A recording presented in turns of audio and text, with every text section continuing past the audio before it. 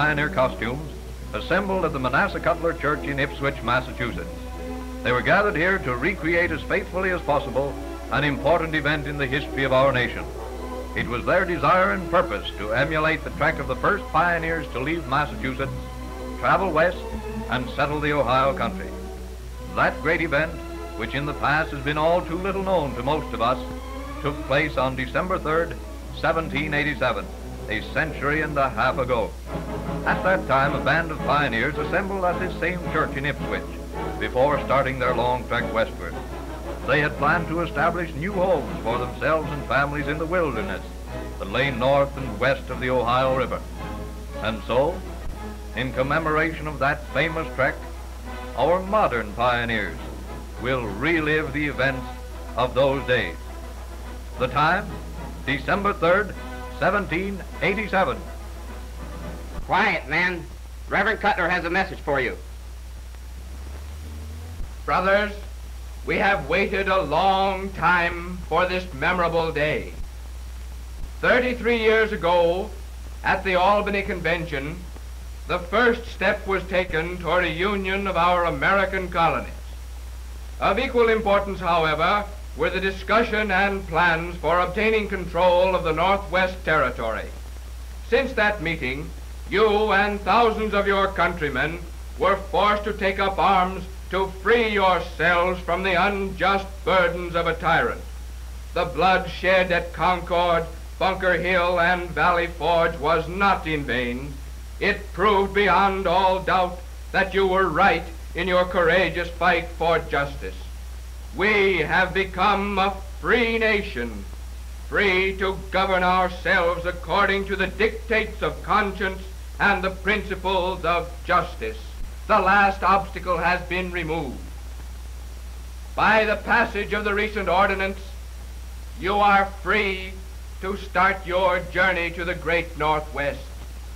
May God bless and guide you on your trip. The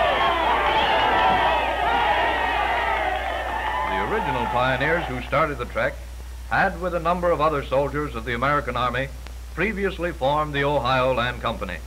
The purpose of the company was to buy land in the Northwest Territory from the government. They were to be governed by the Ordinance of 1787, which set up the type of government for the new land. It incorporated the ideals for which the colonies had fought and contained these provisions. Inhabitants shall always be entitled to trial by jury.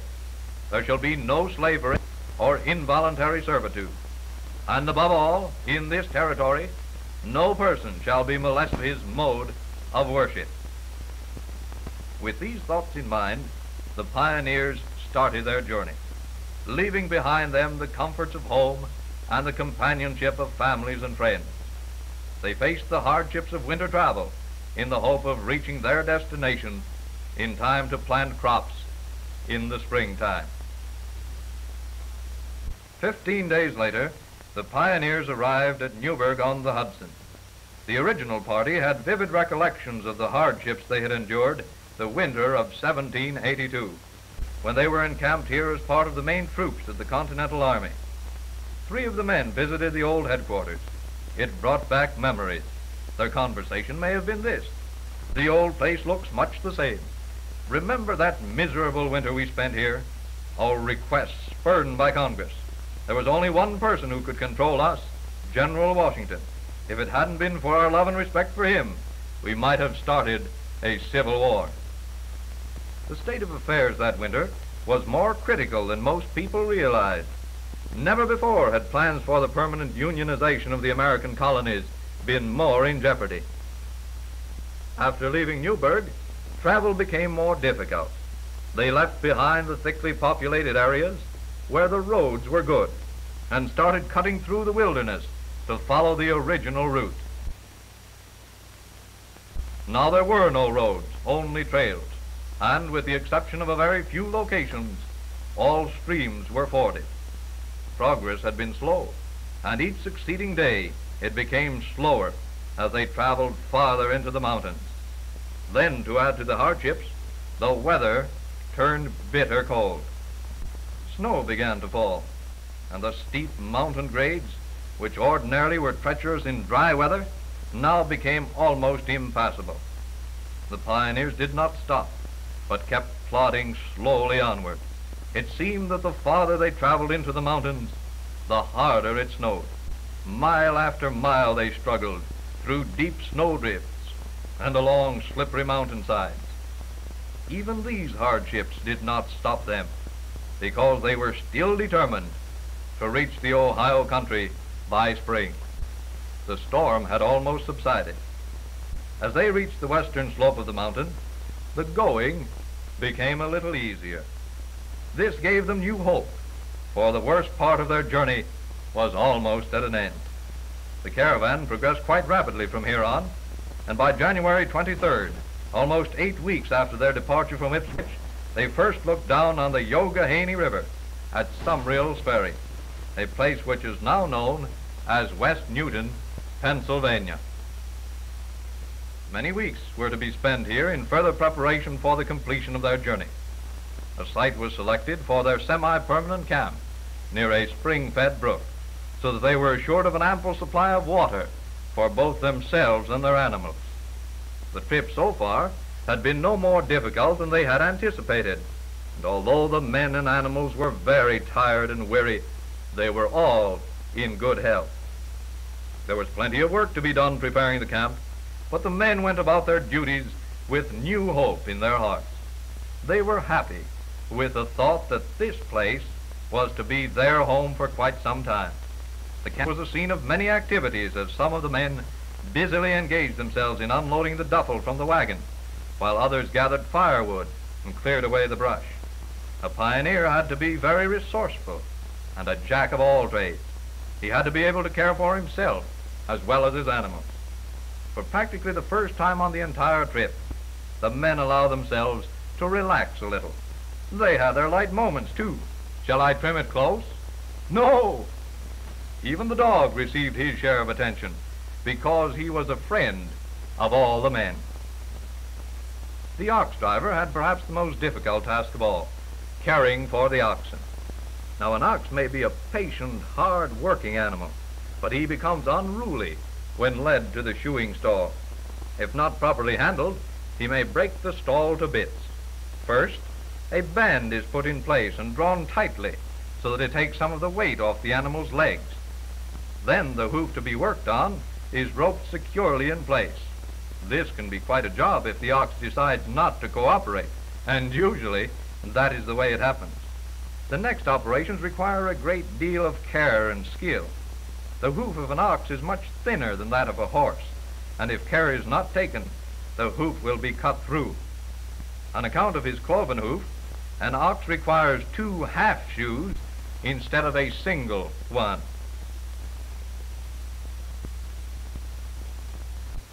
In accordance with the original plans, 5 boats were to be built in order that they might continue their journey to the Ohio country by water.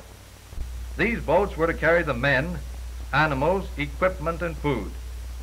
The largest boat was to be 50 feet long, so it was necessary that they select trees that were tall and straight. The men had some difficulty locating trees of the proper size, but their predecessors had found an abundance of good timber near at hand. The forest resounded with the ring of the axe and the rasp of their saws. It was hard work, but it was an agreeable change after their many weeks of travel. They set to work and felled the first tree in short order. A large part of the finishing was carried on at the spot where the tree was felled. After the branches were removed, the next task was marking the timbers and laying out the work.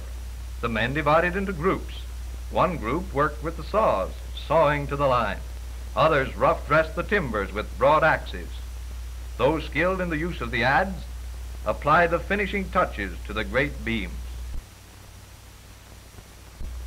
Everyone went about his work in a very business-like way, for each had his job to do. Some of the trees were sawed into logs of various lengths. These were drawn to the river by the oxen, where further work was to be done. The river's edge was a scene of great activity these days. From dawn to dusk the work went on. Muscles ached, backs seemed as if they would break. Still they continued unceasingly. It had to be if they were to duplicate the strenuous schedule set by the original party. The logs were stripped of bark and then moved to the saw pits. These pits had been constructed by digging out the bank and building a platform above. The planking for the boats was cut 2.5 to 3 inches in thickness and would deflect bullets. This was a precaution taken by the early pioneers for protection against attack by Indians while on the river. All the boats were built to the specifications found in the old plan. The plan showed them how to construct the special stock upon which the largest of the boats was to be built. The first beam of the large boat had been brought to the river's edge and was now being put in position. This was the beginning of a truly large boat. It was to be 50 feet long, 13 feet wide, and have a carrying capacity of 21 tons. For several weeks, the work progressed quite steadily, without any particular interruption. The large boat was now beginning to take shape. Planks were raised and placed in position to form the superstructure, which in the olden days served not only as protection from the weather, but also as a bulwark against possible attacks. As on that journey many years before, the large boat was named Union Galley. One of the 4 boats yet to be built was a pirogue, designed to carry about 2 tons. The pirogue was made of 3 large sections of walnut. One log was cut to length and shaped for a centerpiece. The log, which was to form the sides, was cut and trimmed to measure, then burned to the proper depth and split in 2. Assembly of the boat would be accomplished when the 2 side pieces were securely fastened to the centerpiece. On March the 29th, approximately 8 weeks after the work began, the Union Galley was ready to be put in the water. Launching day was a happy day for everyone. It marked another step nearer their goal. The cabin of the Union Galley was completed shortly, and on April 1st, duffel and other equipment was stowed aboard by some of the men in preparation for casting off. They were anxious to be on their way. Others of the party had started overland with the oxen and horses. They were to secure provisions as well as feed for the animals and join the rest of the party farther down the river. When everything was in readiness, the men climbed aboard, took their places, and pushed the Union Galley away from the bank. A number of saplings had been trimmed and were used to pole the boat into position. The huge craft was not easily maneuvered, so they had to be careful that the wind did not blow them aground and cause delay. Progress was quite rapid on the river due to the high water stage, and by April 4th, 3 days after leaving West Newton, they had entered and passed through the Monongahela River and worked their boats into the current of the great Ohio. Then they proceeded down the river to Harmon's Creek. Here they were joined by the rest of the party, who had secured the provisions they had set out for. After the provisions had been carried aboard and stowed away carefully, the horses were persuaded to go on board with greater ease than the men had anticipated. With everything loaded, the pioneers again set forth. Spring rains raised the Ohio River to almost flood stage, but this proved to be a blessing rather than a handicap. It helped the small fleet to move along smoothly and swiftly. The flotilla was now made up of the second boat, 28 feet long and 8 feet wide, which carried the wagon and oxen in addition to the men, the Union Galley, the pirogue, and 2 smaller canoes. On the original trip, the pioneers sighted a group of Indians. The Indians, however, immediately showed signs of friendship and dispelled all fears that the pioneers might have had. Treaties had been made with the Indians for the possession of lands within the Northwest Territory, but both the whites and the Indians were justly skeptical of the sincerity of the pact. On April 7, 1938, weather conditions were identical to those of April 7, 1788. The banks of the river could scarcely be seen from the boats due to heavy rain and fog. And before the men realized their plight, they were passing the mouth of the Muskingum River, their intended landing place. The original pioneers were fortunate, because help was near at hand. At the junction of the Muskingum and Ohio rivers, Fort Harmar had been built as an outpost in 1786. A small detachment of soldiers stationed there immediately set out in small boats to assist them. Ropes were attached to the soldiers' boats so that they could tow them to land. On the eastern bank of the Muskingum River, Captain Pipes, chief of the Delawares, along with about 70 of his tribe, were encamped. They had come from their village at the headwaters of the Muskingum a few days before to trade furs with the soldiers at Fort Harmar. It is hard to imagine what the Indian's feelings were as he watched the white man arriving. In 1785, the United States, by treaty with the Indians, acquired title to the land just north of the Ohio River, extending halfway to the Great Lakes. Behind the Indians' seeming friendliness at that time, there lurked a bitter hatred for the white man. Much of this hatred dated back to the massacre of the Moravian Indians 6 years before at Youghiogheny. What were the pioneers' thoughts as they arrived at the banks of the Muskingum?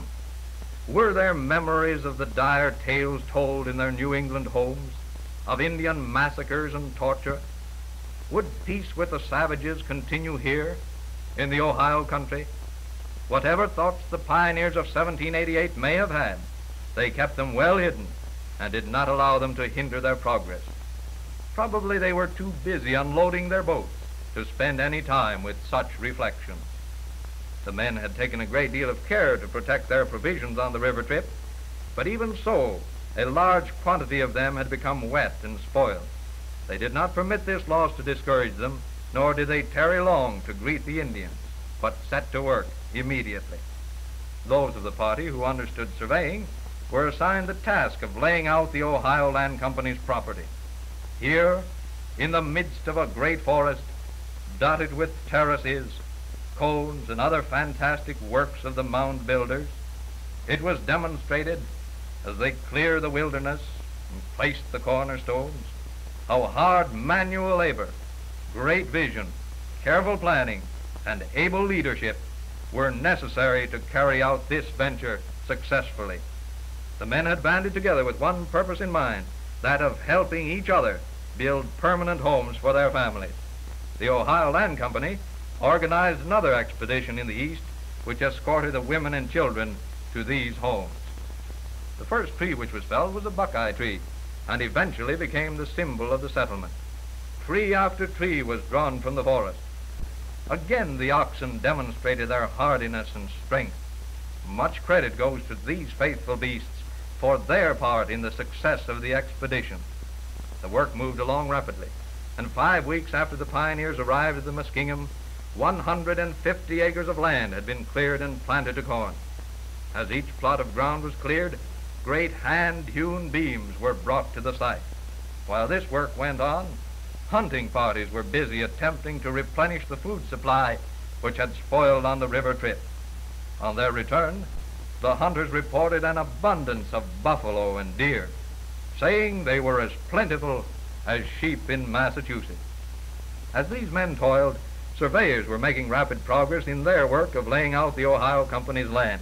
The tract was marked out in plots of 8 acres each, and every shareholder of the company was deeded one. All seemed peaceful as the men worked steadily on.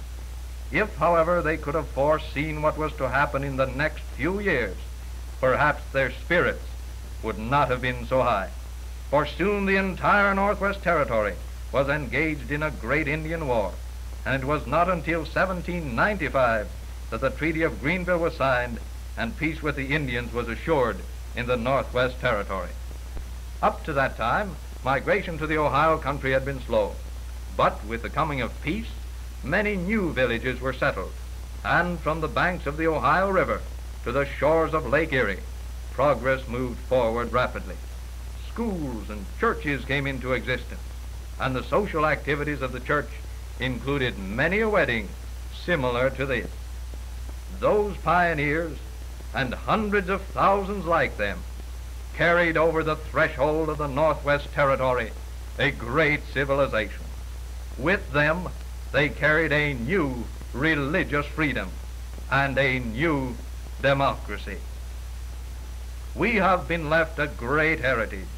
So, like the pioneer who planned and established his home here, let us too explore the Ohio country, view within the boundaries of this great state the broad, fertile farmlands, visit its beauty spots, and enjoy a variety of scenic splendor that is unsurpassed. See its modern towns and cities, then plan and build an even greater Ohio of tomorrow.